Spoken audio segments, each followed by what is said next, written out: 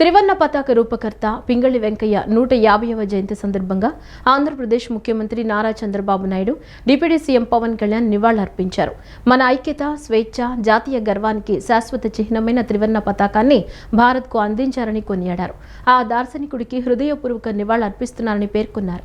త్రివర్ణ పతాక రూపకర్త పింగళి వెంకయ్య 150వ జయంతి సందర్భంగా ఆంధ్రప్రదేశ్ ముఖ్యమంత్రి నారా చంద్రబాబు నాయుడు నివాళులు అర్పించారు. ఈ మేరకు ఎక్స్ వేదికగా సీఎం పోస్ట్ పెట్టారు. జాతీయ పతాకాన్ని రూపుదిద్ది అశేష భారతావనిలో దేశభక్తి ఇనుమడింపచేశారని కొనియాడారు. జాతిపిత ఆత్మీయాభిమానాలను సొంతం చేసుకున్న పింగళి వెంకయ్య చరితార్థుడని కీర్తించారు. దేశభక్తునిగా, జాతీయ పతాక రూపకర్తగా భారత జాతికి చిరస్మరణీయ సేవలు అందించారని సీఎం చంద్రబాబు ప్రశంసించారు. పింగళి వెంకయ్య 150వ జయంతి సందర్భంగా ఆంధ్రప్రదేశ్ ఉప ముఖ్యమంత్రి పవన్ కళ్యాణ్ స్మరించుకున్నారు.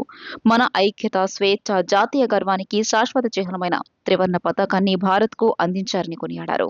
ఆ దార్శనికుడికి హృదయపూర్వక నివాళులు అర్పిస్తున్నారని పేర్కొన్నారు. ఆంధ్రప్రదేశ్లోని కృష్ణా జిల్లా బట్లపెనమర్రు గ్రామంలో పింగళి వెంకయ్య జన్మించారని పవన్ కళ్యాణ్ తెలియజేశారు. దేశానికి అత్యంత ప్రియమైన చిహ్నాన్ని ఆయన అందించడం ప్రతి తెలుగు వ్యక్తికి అపారమైన గర్వకారణమని చెప్పుకొచ్చారు. పింగళి వెంకయ్య అసాధారణ వారసత్వం మన జాతీయ పతాక గౌరవాన్ని, స్ఫూర్తిని నిలబెట్టడానికి తరతరాలకు స్ఫూర్తినిస్తూనే ఉంటుందని పవన్ కళ్యాణ్ పేర్కొన్నారు. రాష్ట్రంలో అవయవ మార్పిడి కోసం 5,839 మంది ఎదురుచూస్తున్నందున జీవన్ స్మృతుల అవయవ దానంపై ప్రతి కుటుంబంలో చర్చ జరగాలని వైద్యారోగ్య శాఖ మంత్రి సత్యకుమార్ యాదవ్ కోరారు. అవయవ దానంపై జీవన్ దాన్ ఆధ్వర్యంలో నేడు విశాఖలో రాష్ట్ర స్థాయి కార్యక్రమం నిర్వహిస్తున్నట్లు తెలిపారు. రాష్ట్రంలో అవయవ మార్పిడి కోసం 5,839 మంది ఎదురు చూస్తున్నందున జీవన్ మృతుల అవయవ దానంపై ప్రతి కుటుంబంలో చర్చ జరగాలని వైద్యారోగ్య శాఖ మంత్రి సత్యకుమార్ యాదవ్ కోరారు. గత ఏడాది 93 మంది బ్రెయిన్ డెడ్ దాతల ద్వారా 301 అవయవ మార్పిడి శస్త్రచికిత్సలు జరిగాయన్నారు. ఈ ఏడాది జూలై 24 నాటికి 56 మంది దాతలు నమోదయ్యారన్నారు. 2025లో అవయవ దానంలో దేశంలో ఏపీ 6వ స్థానంలో ఉందన్నారు. అవయవ మార్పిడి సేవలు అందుబాటులో ఉండే ఆసుపత్రుల సంఖ్య 9కి పెరిగిందని చెప్పారు. రాష్ట్రంలో జీవన్ దాన్ నిరీక్షణ జాబితాలో ఉన్న వారిలో పిండాల కోసం 3,715 మంది, కాలేయం 2,009, గుండె 96, ఊపిరితిత్తులు 15, క్లోమగ్రంథి కోసం 4 ఉన్నారు అని మంత్రి పేర్కొన్నారు. పొగాకు రైతులకు వడ్డీ లేకుండా 50,000 రుణం ఇచ్చేందుకు కేంద్రం అంగీకరించిందని కేంద్ర మంత్రి పెమ్మసాని స్పష్టం చేశారు. సుమారు 40,000 మంది పొగాకు రైతులకు రుణాలు అందుతాయని, రైతులు పండించిన పొగాకు కొనుగోలు చేస్తామని ఎగుమతిదారులు హామీ ఇచ్చారు. రోజుకు 2 మిలియన్ కిలోల పొగాకు కొనేందుకు హామీ ఇచ్చారు. పొగాకు అంశాన్ని రాజకీయం చేసేందుకు వైఎస్ఆర్సీపీ ప్రయత్నిస్తోంది అని కేంద్ర మంత్రి పెమ్మసాని ధ్వజమెత్తారు. భారతీయ సంస్కృతి, వారసత్వం, వాస్తు శిల్ప సంపద పరిరక్షణతో పాటు వాటిని భావితరాలకు చేరవేయడంలో యువతదే కీలక పాత్ర అని జిల్లా కలెక్టర్ డాక్టర్ జి లక్ష్మీషా అన్నారు. ఇందుకు దేశ చరిత్ర, సాంస్కృతిక వారసత్వాన్ని ఆధునిక ఆవిష్కరణలతో అనుసంధానిస్తూ ముందుకు తీసుకెళ్లాల్సిన బాధ్యత యువతపై ఉందన్నారు.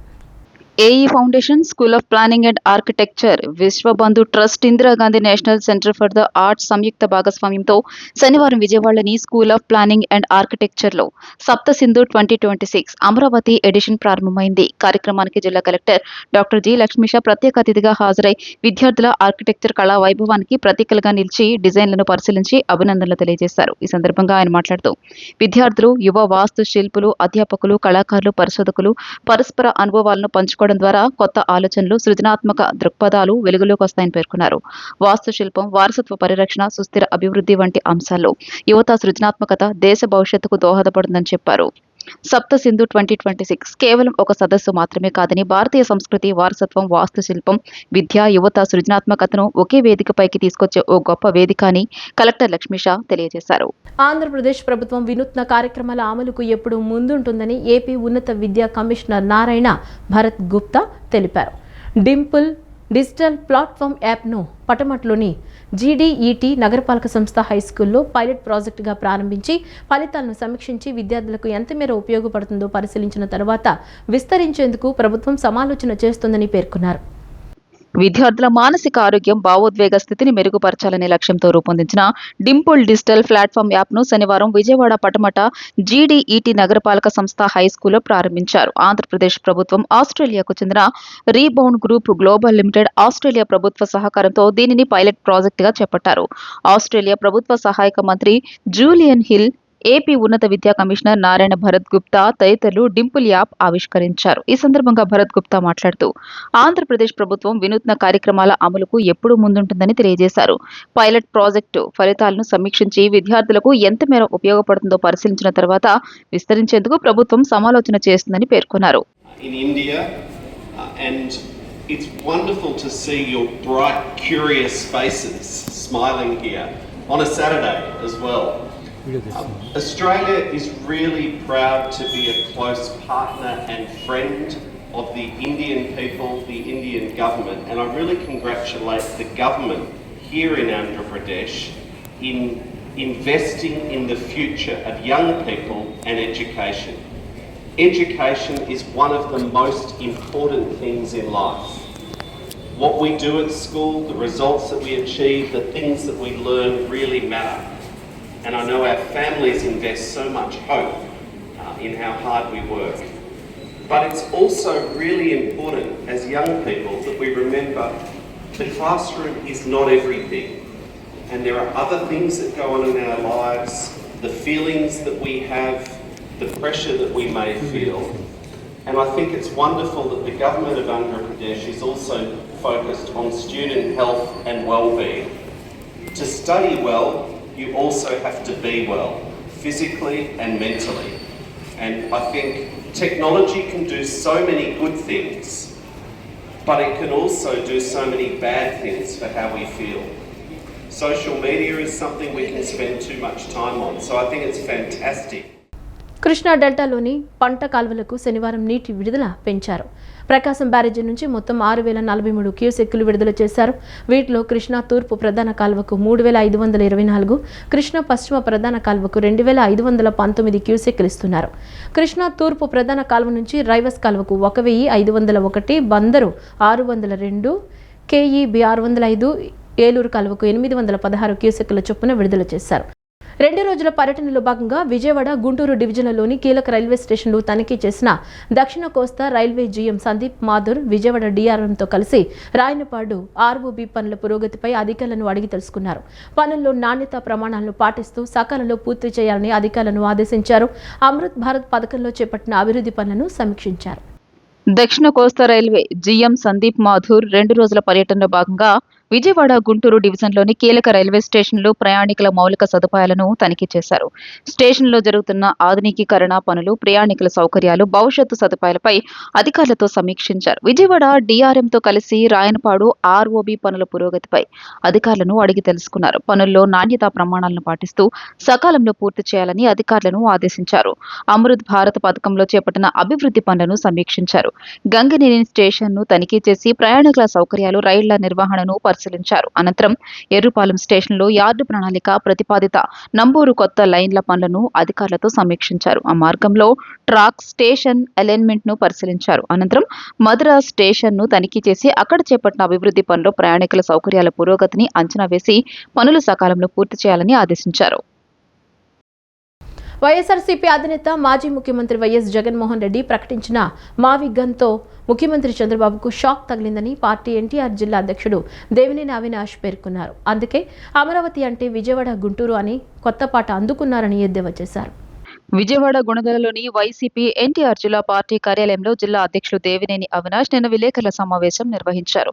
సమావేశంలో ఆయన మాట్లాడుతూ తమకు దూరంగా ఉన్న ప్రాంతం కాకుండా తాము నివసించే ప్రాంతంలో రాజధాని ఉండాలని ప్రజలు కోరుకుంటున్నారని అన్నారు. Vijayawada railway station, Gannavaram airport గురించి ఏనాడు మాట్లాడని చంద్రబాబు ఇప్పుడు ఆ 2 రాజధానిలో భాగమంటున్నాడని పేర్కొన్నారు.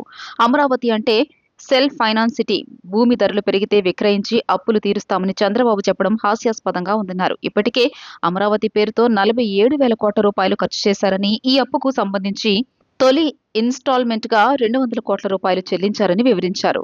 ఈ భారమంతా రాష్ట్ర ప్రజలపై పడుతోందని అవినాష్ ఆందోళన వ్యక్తం చేశారు. ఉన్న నగరాలు అభివృద్ధి చేయకుండా ఎక్కడో దూరంగా అభివృద్ధి చేస్తామని చెప్పటం ఎంతవరకు సమంజసం అని చెప్పని ఈరోజు ఈ కూటమి ప్రభుత్వంలో ఉన్న నాయకులు ప్రతి ఒక్కరి గారు క్వశ్చన్ చేస్తాం. దేని మీద గారు క్లారిటీ లేదు, అభివృద్ధి చేస్తాం విషయంలో క్లారిటీ లేదు, విజయవాడ, గుంటూరు ప్రాంతాలను అభివృద్ధి ముందుకు తీసుకెళ్తాం విషయంలో క్లారిటీ లేదు. కేవలం అపోహలు, గందరగోళం చేసే కార్యక్రమం ఈరోజు ఈ కూటమి ప్రభుత్వం చేస్తాను. వాళ్ళే 29 గ్రామాలు అంటారు. మేము చెప్పిన ప్రతిపాదన వాళ్ళే హేళనగా మాట్లాడతారు. మళ్ళీ వాళ్ళు విజయవాడ, గుంటూరు అన్నీ కలిసే అమరావతి ప్రాంతం అని చెప్పని అంటారు. ఎప్పటికైనా ప్రజానికానికి వాస్తవం చెప్పాలి. కృష్ణలంక స్టేషన్లోని సీసీటీవీ ఫుటేజీని ఎందుకు తొలగించారు? 18 నెలల పాటు ఫుటేజీని భద్రపరచాలని సుప్రీంకోర్టు మార్గదర్శకాలున్నా ఎందుకు పట్టించుకోలేదు? ఇది మీ సొంత నిర్ణయమా? ఉన్నత స్థాయిలో ఎవరికైనా చెప్పి చేశారా అని సిట్ అధికారులు సీఐ నాగరాజుపై ప్రశ్నల వర్షం కురిపించారు. అయినా ఆయన మాత్రం నోరు మెదపలేదు. 3వ రోజు కస్టడీలో భాగంగా నాగరాజును సిట్ ఉన్నతాధికారులు నిన్న విచారించారు. ప్రశ్నల్లో వేటికి జవాబివ్వలేదు. అసలు సాయి కృష్ణ ఎవరో తనకు తెలియదని చెప్పినట్లు సమాచారం. డీవీఆర్లోని హార్డ్ డిస్క్ మాయం చేయాల్సిన అవసరం ఏంటని పదే ప్రశ్నించినా తనకేమీ తెలియదని నాగరాజు దాటవేశారని సమాచారం. సాయి కృష్ణను మార్కాపురం నుంచి తీసుకొచ్చిన తర్వాత స్టేషన్లో ఎన్ని రోజులుంచారు? ఎన్బిడబ్ల్యూ అమలు కోసం తెచ్చి కోర్టులో ఎందుకు హాజరుపరచలేదని విచారణలో నాగరాజును అడిగారు. దేనికి ఆయన సమాధానం చెప్పలేదని తెలిసింది. టాస్క్ ఫోర్స్ నుంచి కస్టడీకి తీసుకున్నాక సాయి కృష్ణను ఎందుకు బయటకు తీసుకెళ్లారు, మళ్లీ ఎప్పుడు స్టేషన్కు తీసుకెళ్లారని గుచ్చిగుచ్చి అడిగినా సమాధానం లేదని తెలిసింది. ఉదయం నుంచి రాత్రి వరకు ఇంట్రాగేట్ చేసిన ముఖ్యమైన ప్రశ్నలకు సిట్ అధికారులు జవాబులు రాబట్టలేకపోయారు. సర్ ప్రక్రియలో భాగంగా 1200 ఓటర్లకు మించి ఉన్న పోలింగ్ కేంద్రాలను విడదీసి కొత్త కేంద్రాలు ఏర్పాటు చేశారు. దీంతో జిల్లాలో 144 ప్రాంతాల్లో కొత్తగా పోలింగ్ కేంద్రాలు ఏర్పాటవుతున్నాయి. గతంలో 1792 పోలింగ్ కేంద్రాలు ఉండగా ప్రస్తుతం 1936కు పెరిగాయి. అత్యధికంగా 51 కొత్త కేంద్రాలు విజయవాడ సెంట్రల్లో రానున్నాయి. అక్కడ పోలింగ్ కేంద్రాల సంఖ్య 318కి పెరిగింది. పెరుగుదల తర్వాత 323 కేంద్రాలతో మైలవరంలో ఎక్కువ కేంద్రాలున్నాయి. 225 కేంద్రాలతో జగ్గయ్యపేటలో తక్కువ కేంద్రాలున్నాయి. పెరుగుదల ప్రక్రియలో జగ్గయ్యపేటలో 3 కొత్త పోలింగ్ కేంద్రాలు ఏర్పాటు చేస్తున్నారు. సర్ ప్రక్రియలో భాగంగా 1200 ఓటర్లకు మించి ఉన్న పోలింగ్ కేంద్రాలను విడదీసి కొత్త కేంద్రాలు ఏర్పాటు చేశారు. తిరువూరు నియోజకవర్గంలో గతంలో 234 పోలింగ్ కేంద్రాలు ఉండగా ఇప్పుడు 246 అయ్యాయి. విజయవాడ పశ్చిమ నియోజకవర్గంలో గతంలో 253 పోలింగ్ కేంద్రాలు ఉండగా ఇప్పుడు మరో 16 పోలింగ్ కేంద్రాలు పెరిగాయి. విజయవాడ సెంట్రల్ నియోజకవర్గంలో గతంలో 267 పోలింగ్ కేంద్రాలు ఉండగా కొత్తగా 51 పోలింగ్ కేంద్రాలను ఏర్పాటు చేస్తున్నారు. విజయవాడ తూర్పు నియోజకవర్గంలో గతంలో 298 పోలింగ్ కేంద్రాలు ఉండగా ఇప్పుడు పెరిగిన పోలింగ్ కేంద్రాలతో కలిపి 321కు చేరుకుంది. మైలవరం నియోజకవర్గంలో గతంలో 296 పోలింగ్ కేంద్రాలు ఉండగా పెరిగిన వాటితో కలుపుకుంటే 323 పోలింగ్ కేంద్రాలు అయ్యాయి. నందిగామ నియోజకవర్గంలో 12 కేంద్రాలు పెరగడంతో మొత్తం 234 కేంద్రాలయ్యాయి. జగ్గయ్యపేట నియోజకవర్గంలో గతంలో 222 పోలింగ్ కేంద్రాలు ఉంటే ఇప్పుడు 3 కేంద్రాలు పెరిగాయి. గతంలో ఒక్కో పోలింగ్ కేంద్రం పరిధిలో 1500 మంది ఓటర్లు ఉండేవారు. దీంతో చాలా మంది ఓటర్లు పోలింగ్ కేంద్రం దూరంగా ఉండేది. వృద్ధులు, గర్భిణీలు, బాలింతలు రావడానికి చాలా ఇబ్బందులు పడేవారు. ఓటేసేందుకు వరుసలో నిల్చున్న ఒత్తిడి సమయాల్లో చాలా సమయం నిలబడాల్సి వచ్చేది. ఈ ఇబ్బందులు పడలేక కొందరు ఓటేసేందుకు రాకుండా మానుకునేవారు. ఆ ప్రభావం పోలింగ్ శాతంపై పడేది. కేంద్రాల పెంపుతో ఓటర్ల సమయం ఆదా కావడంతో పాటు వరుసల్లో ఎక్కువ సమయం నిల్చునే అవస్థలు తగ్గుతాయి. తక్కువ మంది ఉంటే తాగునీరు, టెంట్లు, పారిశుద్ధ్యం, ర్యాంపుల ఏర్పాటు సులభమవుతోంది. పోలింగ్ సిబ్బందిపై కూడా ఒత్తిడి ఉండదు. గొడవలు, తోపులాట్లు జరగకుండా పోలీసులకు పర్యవేక్షణ సులభమవుతుంది. ఈ వార్తలు ఇంతటితో సమాప్తం. నమస్కారం.